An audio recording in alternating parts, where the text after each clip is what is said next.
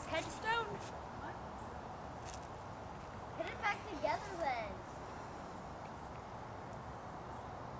An Oreo?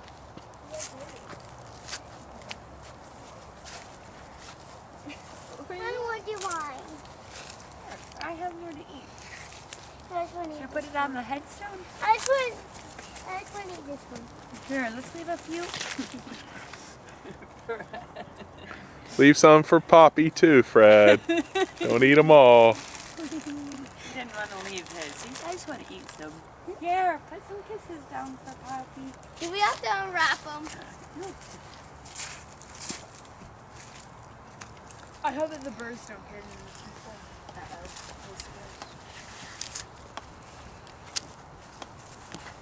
Oh, it's just Poppy's wood.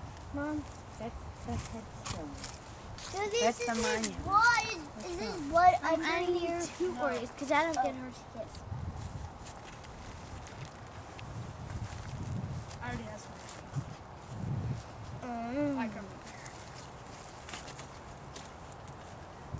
Merry Christmas, Poppy. Christmas. Missy, take it off this monument now. Why? Because I said so.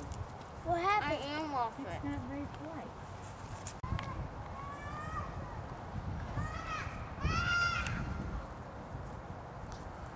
Emmanuel is a antebellum church that saw Civil War battle action. Those are the tombstones of Civil War veterans who died in action here.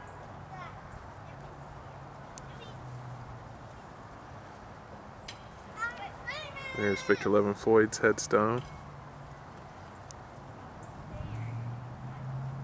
There's Poppy's.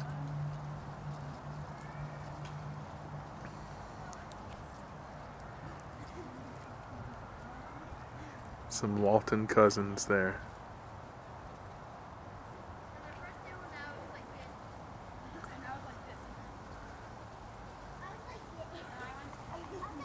That's the monument to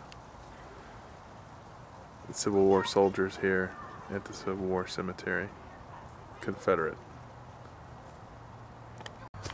Across the way, across Brook Road, is Brook Hill, which is the home of the Stewarts and the Bryans, well known for their ownership of the Richmond Times-Dispatch, and also founders of the church here. And here are some of our cousins right here. And a neat story is that Henry Nicholas Walton was a great-great uncle of ours who grew up on this land, and he married Annie Piper Walton, who was born in Scotland and brought over by the Stewarts, who lived over there at Brook Hill, to be a servant. And she met our ancestor and got married and raised their families here. That's the site of the Walton's home, and also the home where our great-great-grandmother was living when the Yankees invaded Richmond. And it's currently the parish house. And here is Emmanuel Church. And this is the door to the cellar where our ancestors, 2 women, took a trunk and hid it in the basement as the Yankees were coming. And after the war, it took several men and a lot of energy to take the trunk back to the Walton home. And here is the sarcophagus of the Bryan patriarch from Brook Hill. And then a lot of their ancestors are here, or a lot of their relatives and descendants. And here are some of the Stewarts.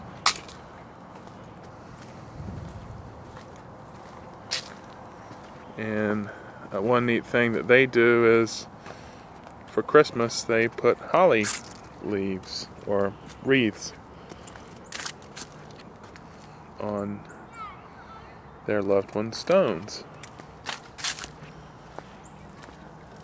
And right over here is where some of the church founders, the Waltons and the family Floyd, are buried.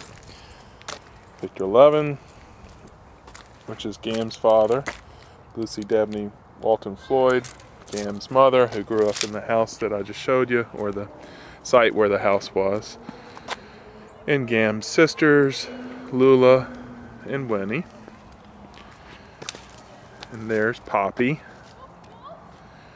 Buried right here are two infants, children of Victor Floyd and Lucy Floyd. And there are also two unmarked graves right here and right there, which are other children of either the Floyds or the Waltons. We're not quite sure. And right there are Lucy Dabney Walton Floyd's parents, who owned the home that I just showed you where the site is. And then that's one of their other children there. Some of the other children and their families are right here. And then here's some other Floyds.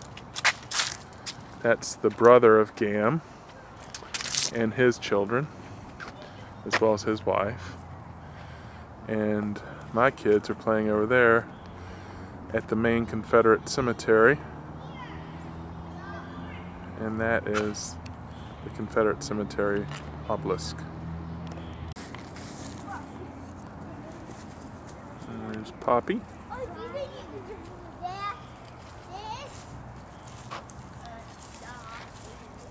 And here's Confederate cemetery.